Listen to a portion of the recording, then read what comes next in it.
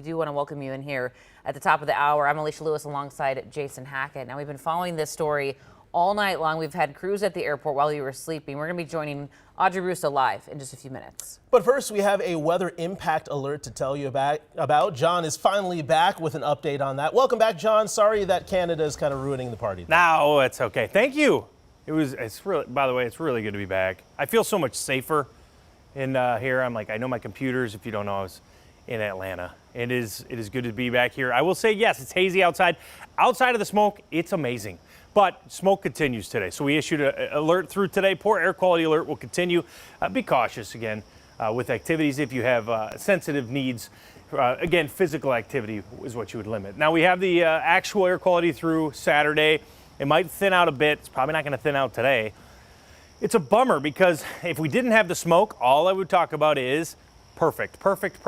High pressure settles in, dry, calm, winds are light, and then here you go. Temperatures are in the 40s and 50s, by the way. Air quality is red. It's really bad up here in Duluth. So we'll track this out. I'll tell you when I expect it to clear, and we'll take a look at that 7-day coming up in a bit. Cece's here with traffic. How's it looking? Good morning. Much better since that crash cleared in Arden Hills on 694 eastbound. It was right as you were driving towards Snelling, 35E. Drive times back to normal in that area, which is really good. So if you're headed out that way, if you're coming from Columbia Heights or New Brighton, you should be pretty good this morning. Other than that, not seeing significant slowing at 6:02 this morning. But the main story right now, since that crash cleared, is weekend construction. There are like 4 or 5 projects happening. I already went through one. I'll go through the rest throughout this next hour. Alicia. Thank you. We do have to get back to that breaking story we've been tracking all night out of MSP Airport. 25 people rushed to the hospital after severe turbulence forced a flight heading to Amsterdam to land right here in the Twin Cities. Audrey Russo is live at the airport. Audrey, a pretty scary situation there.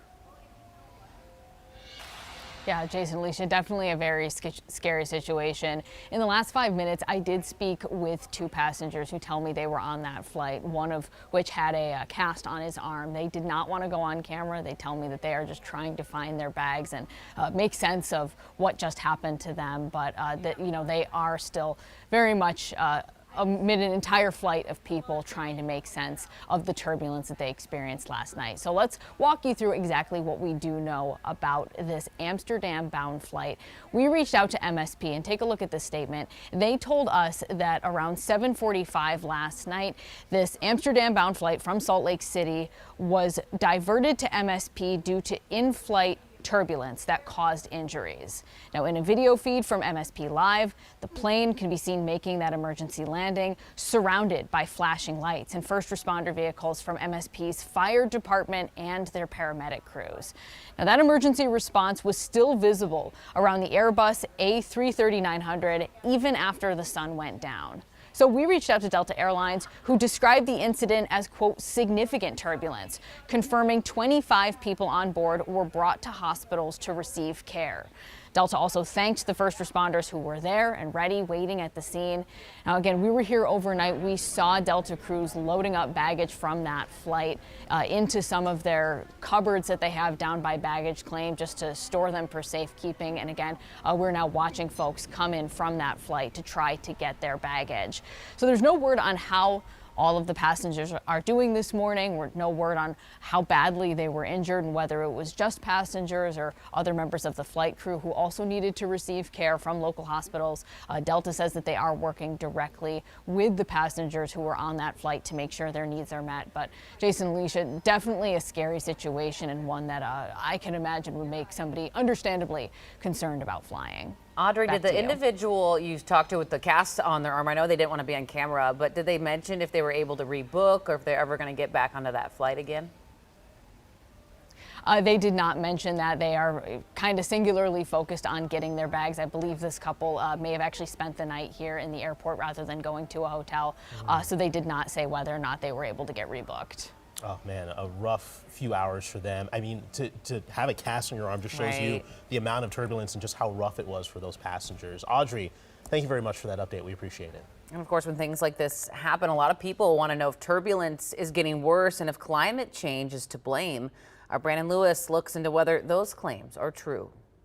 As more people take their vacations, some are claiming they're encountering more turbulence. But is that actually happening? Let's verify.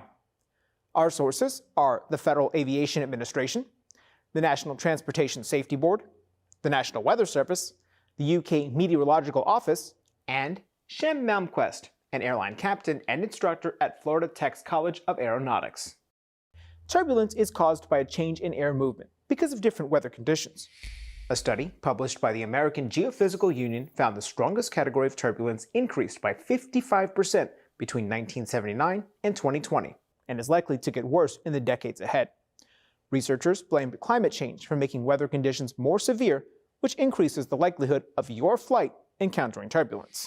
We are seeing some more severe cases, and that really is an outcome of a warming planet.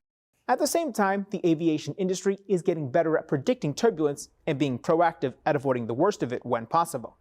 NTSB data shows out of the millions of people who fly in the U.S. annually, an average of 12 are injured every year by turbulence.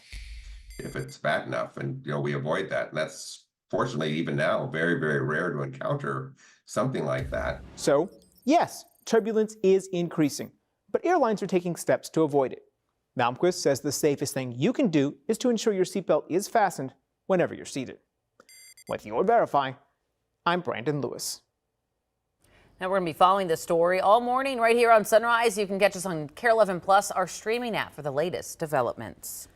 Time now 6:07, and we are learning more this morning about the first court appearance for a Delta pilot arrested in San Francisco just moments after landing a flight from Minneapolis. Rustam Bagwar faces 24 felony charges related to sexually assaulting a child over the course of several years, starting when she was under 10. A 45-year-old woman was also arrested on what officials called a related felony complaint. Neither entered pleas. They're each being held on $15 million bail. New details this morning about the response to the major cyber attack over in St. Paul. The Minnesota National Guard Cyber Force is deployed for the first time for a threat within the state. A lieutenant colonel tells us that Minnesota's National Guard is one of just a handful of states to have a fully operational cyber team like this one. Roughly 40 cyber soldiers make up the cyber protection team, which was formed back in 2018.